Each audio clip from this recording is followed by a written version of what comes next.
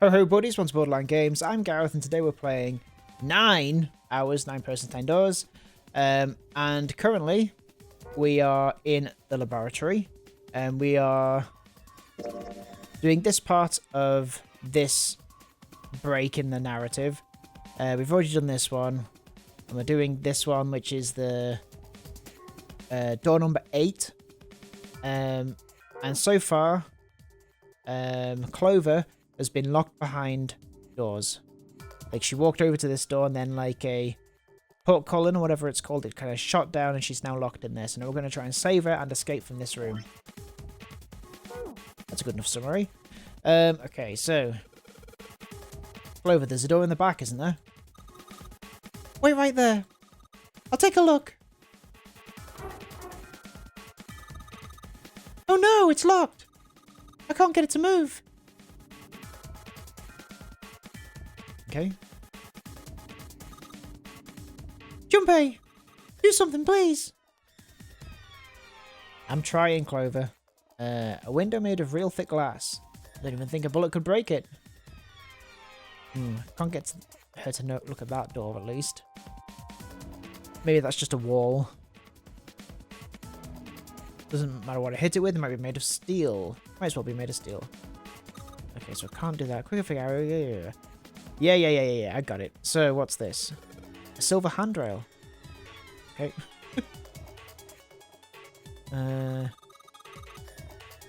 Is this like an examination table?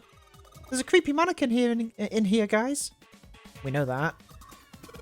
Okay, what the hell were they doing in here? Why is she all quiet now? They're doing experiments on humans. Probably. Oh man, now she looks sad. I don't know what kind of table this is, but parts of it's all black. There's a pen lying over there. I think someone probably used it to make the table black. Okay. Well, if they only used the pen on one part of it, there's probably something underneath all that pen. Clover, you think you could erase it? Yeah, sure. Oh, this is permanent marker. Do you know how to erase ink from a permanent marker? Erase ink from a permanent marker. Huh. Give me just a minute, Clover. I'll be right back. I need like white spirit or something, right? Oops. I'll be right back. What's all these? Oh! Ethanol, that'll do it. Here you go. Clover, use this ethanol. You should be able to wipe off that permanent ink with it. What am I going to wipe with? Oh well, your clothes, of course. Ha ha ha, kidding, just kidding. Please don't look at me like that. You're scaring me. So something to wipe with. Maybe she's going to do it? Looks like this door is the exit. The door on the right just goes to the laboratory. No, this door isn't going anywhere. No dice. It won't open. I mean, that's about as much as I expected. I don't think Zero would let us out the room quite that easily. Hey Clover, there's a door over here too. Wait! I'll be right there! I can hear her over there. Is this door gonna... Damn it. I can't open it. Clover, what about your side? It won't work! I can't even move the knob! Okay, so what else have we got? That. A whole bunch of steel lockers. The 9 on the right all have red lights on them. Red lights, huh? Well, can't hurt to give those babies a try. Oh, just as I thought. Locked tight, all 9 of them. I wonder if there's anything important in there. I guess that's all there is. Okay, and this one, these lockers are a little larger than the ones on top. Let's see if there's anything in them. And no, nothing. The cardboard boxes. There's some papers and stuff in them. What's in the boxes? They look quite full. As far as I can tell, it's a bunch of notes about some kind of experiments, but it's all really technical and stuff. I don't really get it. Computer. The keyboard. This is the computer. The power isn't on. Well, there is a power button. This is a waste of time. What? I don't see a power cable. Oh, yeah, you're right. No power cable. This thing isn't even connected to a main computer, though. It's got a monitor, keyboard, mouse, but that's it. Just sticking to the power cable. Just sticking the power cable in isn't going to do anything. Oh, I don't know about that. Mouse. Can I click on the wires? I guess not. There's a lot of stuff here. I don't know how we could use any of these. Well, I can say for sure that I do know how to use at least one of these things. Which one? The one on top, I think it's a power cable. Power cable, huh? I'll take that. Oh. Okay.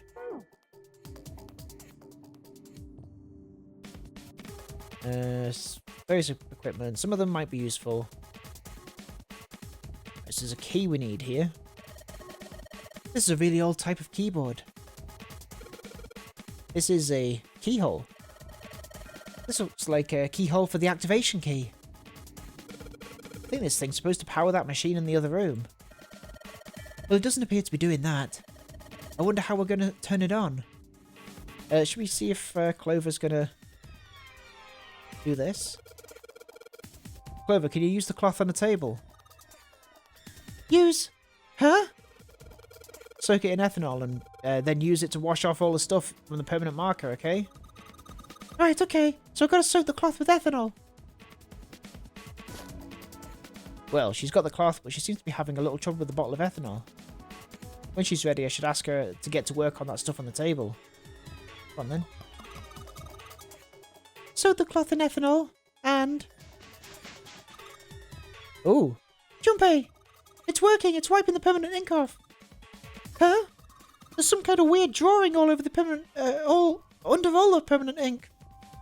What's the deal with that drawing? Oh. What's the deal with that drawing Clover found? Maybe I should ask her to take another look at the table. Have a look at the table. I wonder what this is. There are a bunch of numbers in some kind of grid. I can't see it from here. Clover, you've got a pen and notebook, right? Could you write those numbers down and then hand them to me through the bars? Why's everyone got a notebook and pens? Okay. Roger. Okay. Let's have a look what you've got here.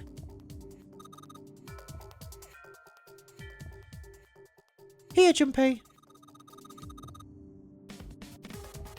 Okay. Paper with the numbers on it acquired. New material has been added to the file screen. Let's have a look. Okay. Clover's note. Note Clover copied with from the stand in the laboratory. It has 4 numbers written in 9 separate cells. Okay. Let's see what the computer does. There. Try and work out where to go. Okay. The monitor doesn't have a power cable, so one end of this cable needs to be connected to a monitor. The other end needs to be plugged in under the desk. Let's just slip you in. Huh? Well, shoot, I can't use this. What's wrong? This cable has 3 prongs, but the socket only has 2 holes. It's not going to fit, is what I'm saying. In other words, we're going to need a plug to change the power cable to one with 2 prongs. That's right. Okay, so we need a plug. Okay, so... the little clock. The hands on the clock have stopped moving. The clock may stop, but time goes on. No time to screw around. We need to figure out a way out of here. There are 2 levers here. Do you think they activate something?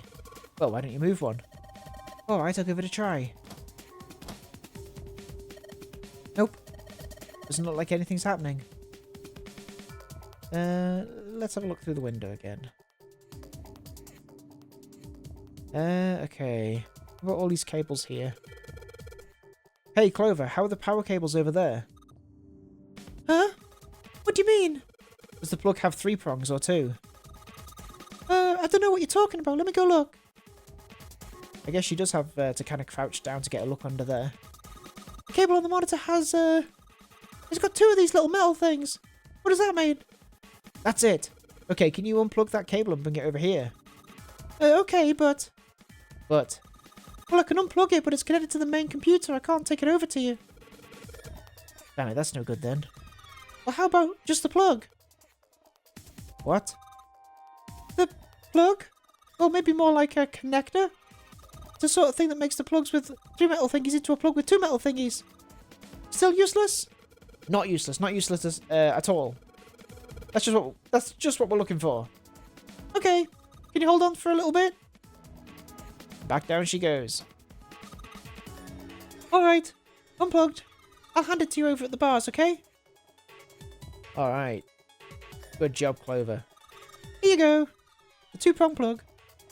Thanks. Let's combine. Okay. Put the 2-prong plug into the head of this power cable. Alright.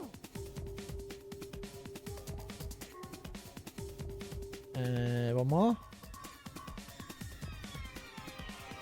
Alright, I've got the 2-prong power cable in my hand. I'm pretty sure this will work. Under the desk I go. And let's just plug this thing into the monitor. Alright, that ought to do it. I thought she was on the monitor for a second.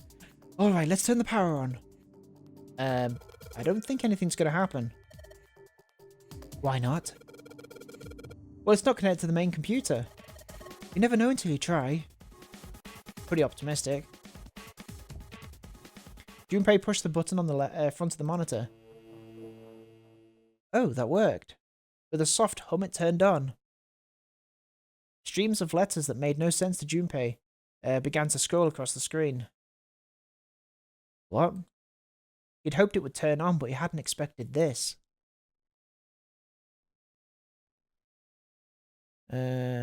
It's running on its own. It certainly looks like it.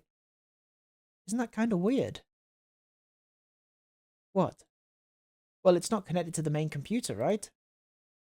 There's just this keyboard and monitor.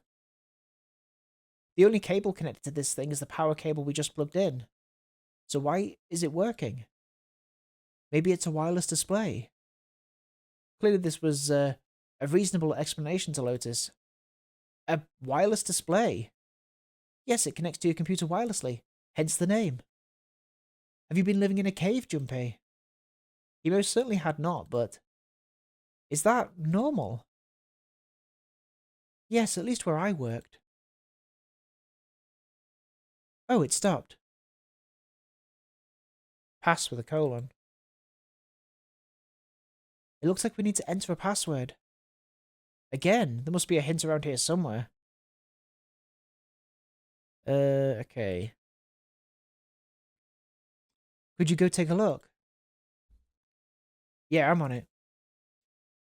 What are you going to do? I'll see if I can do something about this on my own. On your own? Yep, on my own. Lotus? Lotus pulled over the nearest chair and dropped herself down onto it in front of the keyboard.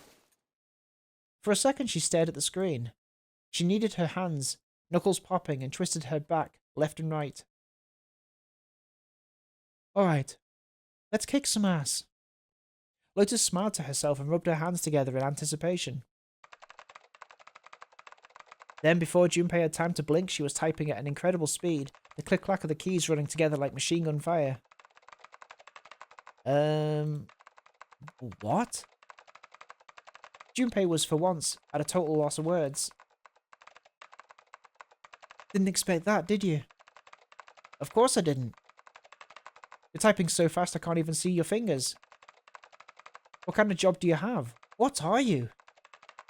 I'm unemployed at the moment. I used to work for a cybersecurity firm, but I quit. Why? Lotus blinked. It was just something. She stopped typing for a moment and her face fell.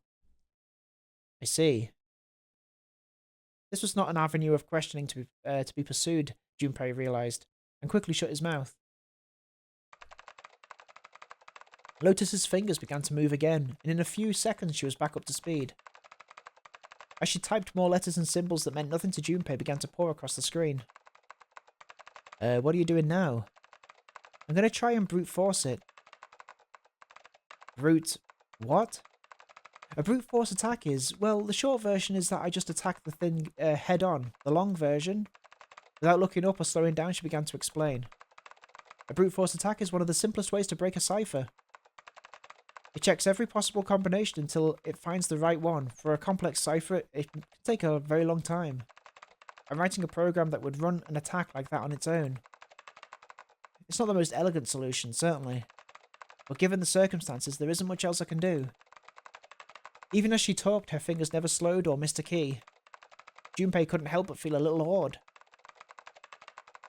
Oh, but back to what we were talking about earlier. What were we talking about? The wireless displays. It's kind of strange if you think about it, isn't it? How do I put it? Well, let's say you write a program that calculates an additional problem for you, alright? So you enter 1 plus 1. The screen will show you 2. See? Isn't that strange? No, not really. Oh, come on now. Of course a caveman like you would think it was strange. You said so just a minute ago. You're just not getting it, are you? Who calculated 1 plus 1? The main computer, right? You said it's connected to the monitor wirelessly. Yeah, but someone who grew up in a cave wouldn't know that, right? They probably think that this thing here, the monitor, is doing the calculating. And once they've decided that, they'll start examining this monitor. They might poke the screen or something. Ah, I see the colour changes when I press it here. Then they might investigate the hardware on the inside. Oh, I see, so this wire supplies power. Eventually they might even cut the wires. Ah yes, just as I expected, when this wire is cut no results appear. Therefore it must be this device which does the calculations. But the truth is, that just like you said, the computer is doing the calculating. But these cave people wouldn't know that. What is happening?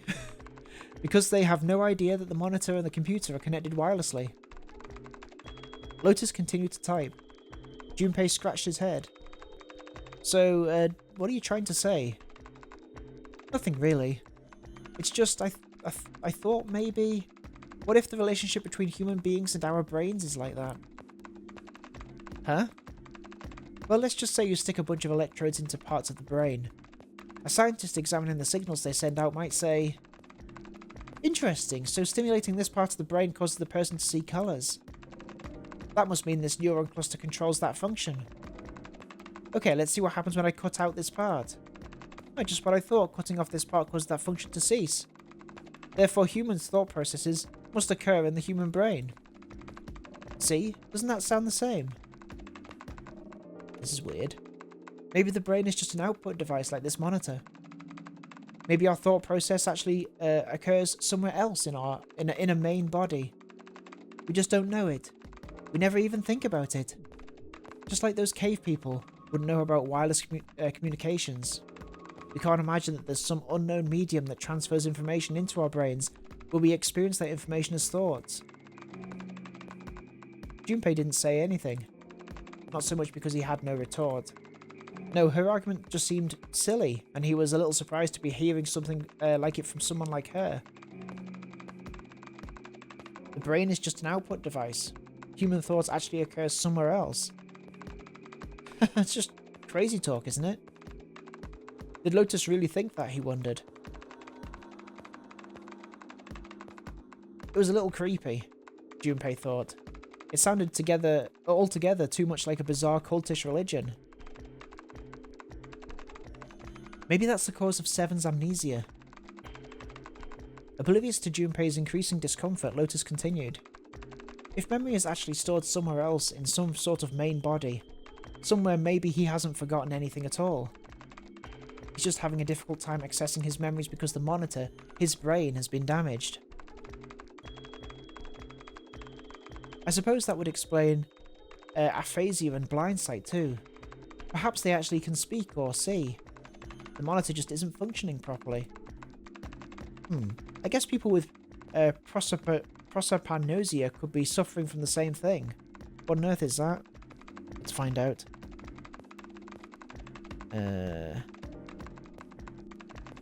Nice ASMR keyboard as well, isn't it? Prosopagnosia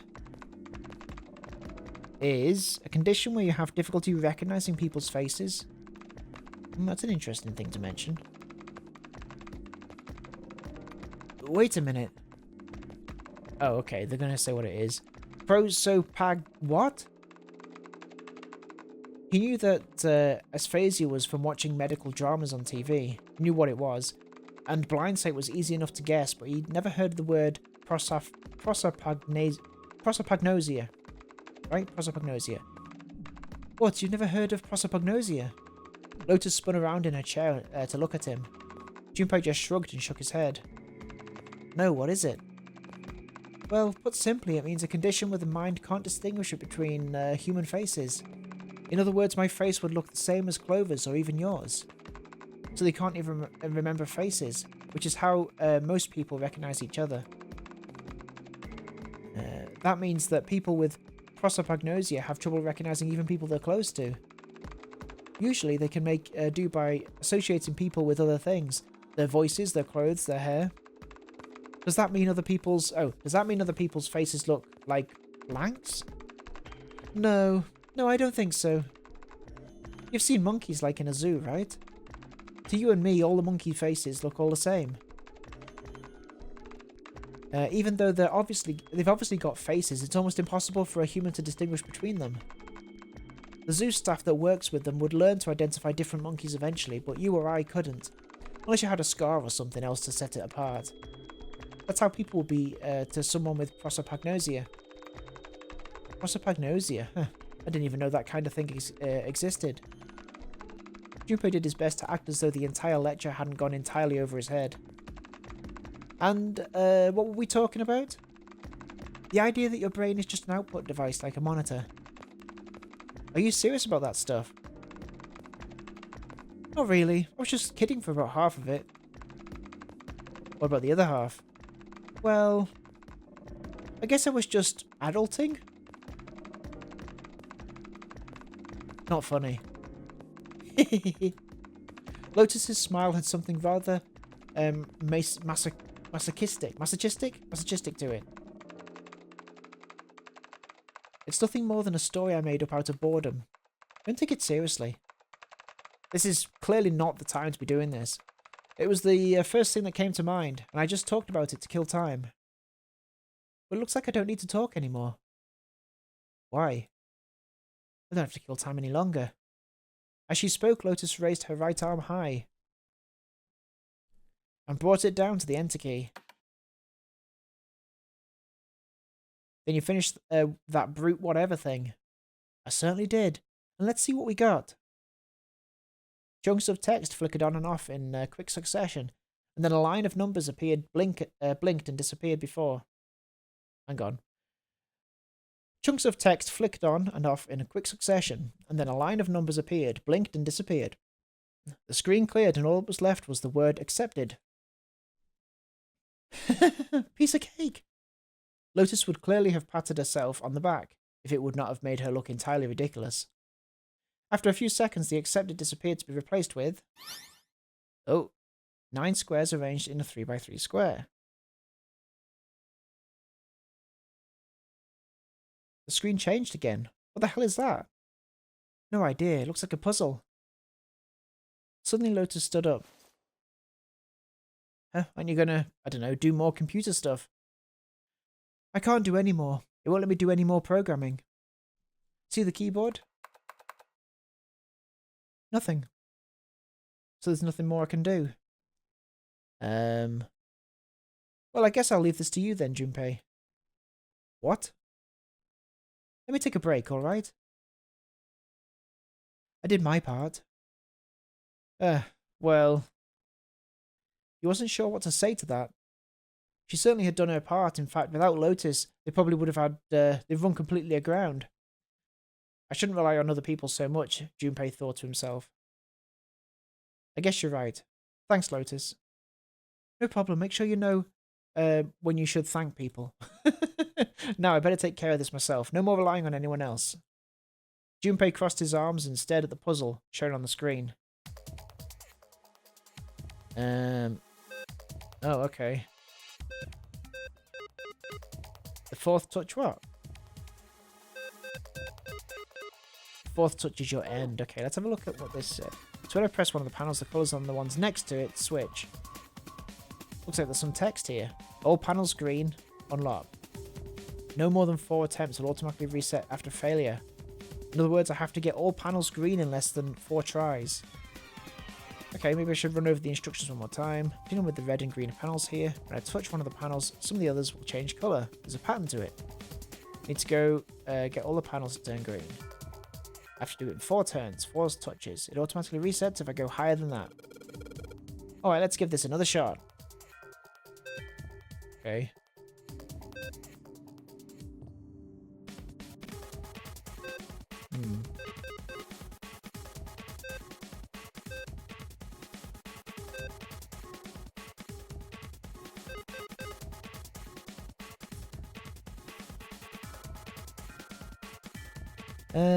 Okay. Let me have a look at... I know that. Let's have a look at this file.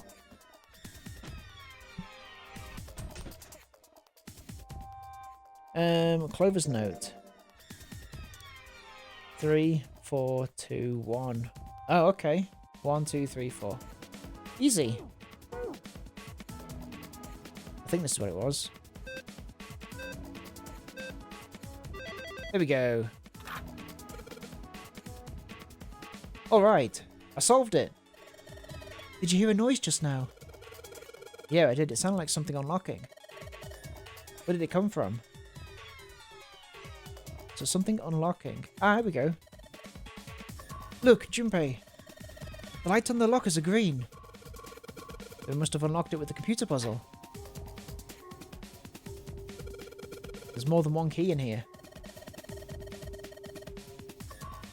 This one is small and looks like it should go into some sort of machine. And this one has the Earth symbol on it. I think the Earth symbol matches a keyhole in a door on the A deck. Well, if that's the case, we probably don't need the Earth key right now. Alright then, Earth key. I just took you away deep into my pocket. Now, as for the other key. Activation key. So, it was just at that moment that he heard a voice behind him. It was Clover. Hey! Junpei! Do you have a minute? He put the puzzle aside for the moment and walked over to Clover. What's up? I wanted to ask you something. Junpei, you went into door 5 with my brother, right? Did you hear him say anything weird? Huh? Why is she asking me this? Junpei wondered. The more he thought about it, the more it made sense. Snake had been gone for a long time. Clover was quite attached to her brother, of course. She'd have been worried about him. Well, let me think. He thought back to when he'd gone through the door 5, hoping he might remember something, even a small something that would help her. However... Sorry, Clover, I can't really think of anything. I mean, he did mention that his hearing exceeds that of a regular person or something like that, but... That's about it. Okay. Clover's words were barely audible. She nodded vaguely to Junpei and turned to walk away. Hey, wait a minute. Huh? Look, I don't know if I should ask you things, but... If you don't mind, I was hoping you could tell me if, Is Snake, I mean, was he born? You're talking about his eyes? Yeah. No, he wasn't born blind. When he was a kid, he got in an accident. Like Daredevil. And he got the powers of Daredevil. A really bad car accident. He couldn't see after that. And his arm. His arm? Yeah. My brother's left arm is, it's not like a normal person's arm. It's fake. It's not a real arm. Oh, wow. The accident hurt him real bad. To save him, they had to cut off his arm. So is that not her brother? Is that all you wanted to ask me? Talking about her brother had clearly taken a great deal out of Clover. Junpei nodded. Look, I'm sorry for making you talk about all that painful stuff. It's not that. Clover only shook her head and walked off down the stairs. Oh, okay.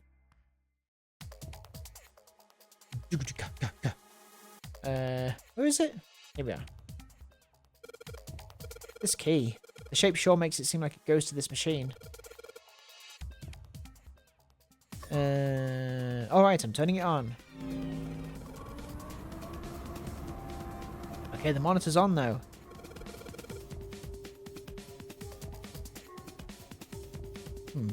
It's all full of letters. What's it making it do? There's a mannequin lying on the exam table. Can't really see it very well from here, but it looks like there's a bunch of electrodes sticking out of its head. Okay. Oh, whoa. Here we go. It's showing some kind of warning. Power restored to experimental device. Emergency system will activate in the event of an abnormal subject behavior. Okay. Typing on this keyboard isn't doing squat. We've already inserted the key and activated this machine. Okay, the only thing about the room that's changed is that the lever is down now. Not very impressive.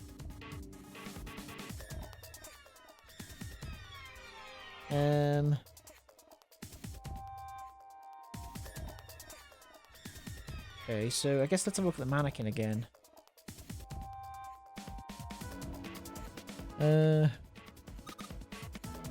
Junpei, this thing in here is now on. Yeah, that's because we activated the power on this side. Could you, like, play with it a little? Okay. Yeah. I'll turn this dial here. Turn, turn, turn. I don't think it's working. Nothing happened. Or maybe she missed something. I should ask her to look around the room again. This is the monitor. There are a bunch of cables under this table. I wonder what they washed here. There are those weird coloured stains all over the sink. I've got the scribblings down from the table already. It's a rack. There are a bunch of cables on it. Somebody cut the outer stuff of the cables. I can see the wires inside. Maybe if you increase the voltage? Roger. Will do. Okay, I'm going to go all the way to the max voltage. Max voltage? Hey. Wait, Clover. Oh, shit. Oh, shit. What? I think, Oh, no. Oh, my God. They're the mannequin's head. Oh, man, that sounds like a fire alarm. What the hell? Fire detected. Fire detected. The emergency system will be activated.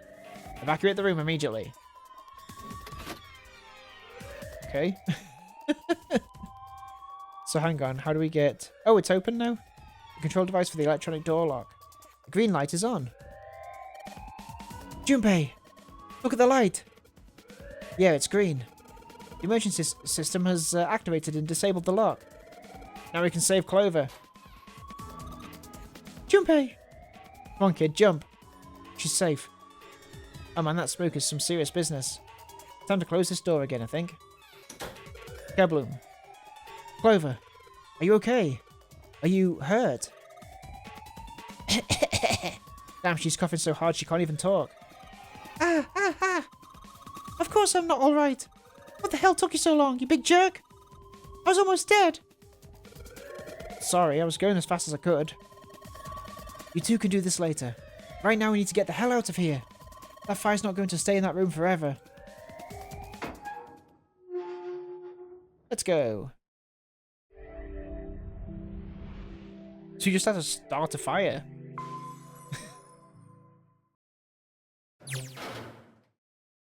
Junpei, Clover and Lotus leapt out of the laboratory, slamming the door shut behind them. Thank God we got out of there. Yeah, finally. Yeah. All three collapsed against the wall, breathing heavily. Phew. Junpei's heart was pounding in his chest and his whole body felt weak. He inhaled gulps of clean air, and with each one he could feel his body begin to calm down. Alright, let's go. Okay. They nodded to each other and started off down the hallway. Before long, they found a few new doors, but all of them were locked. Damn. None of these open. They're all locked. How about that one? The final door sat in the corner of the hallway. Let's hope this is the door with the prize. Junpei grabbed the door handle and was about to pull it open when a voice cried out behind him. It was neither Clover nor Lotus, but he recognized it. There was no doubt the voice belonged to... Junpei! Huh? He spun around. There at the other end of the hall, Junpei saw human figures running toward him. 3 of them. June? Santa, 7! Oh. Still Junpei. Santa, 7! They stopped short in front of Junpei, and his companions gasping for air. Hey, what are you guys doing here? What? But we didn't.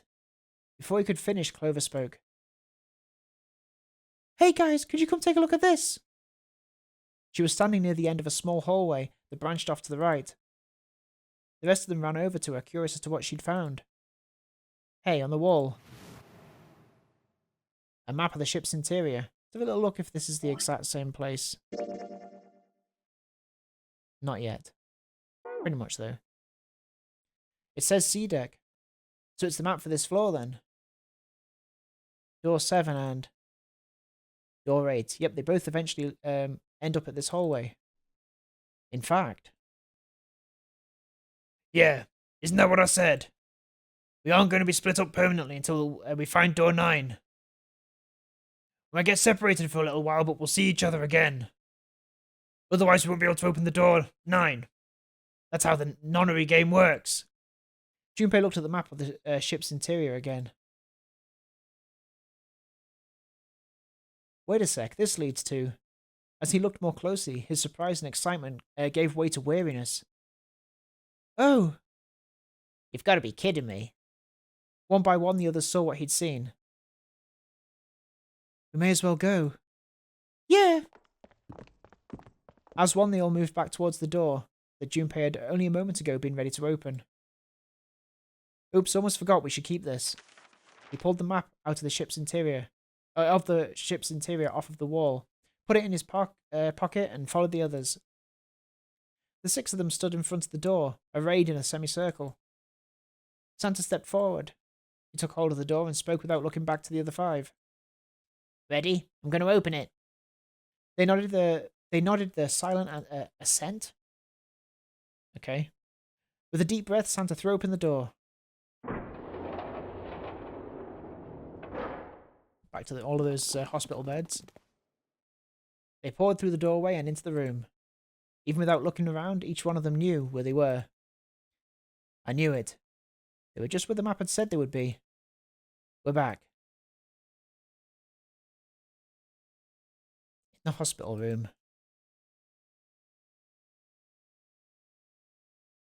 I see. I believe I understand what you're saying. The 6 of you split into 2. Blah, blah, blah, blah. Yeah, we did all this, didn't we? Well, I think it's time for us to call out another episode of Borderland Games. Thank you so much for watching this episode of 9 Hours, 9 Persons, 9 Doors. And maybe we'll explore this area first, before we go down to these. But then this one looks like it might be the true ending. The way that it's kind of... I don't know. Maybe, maybe not.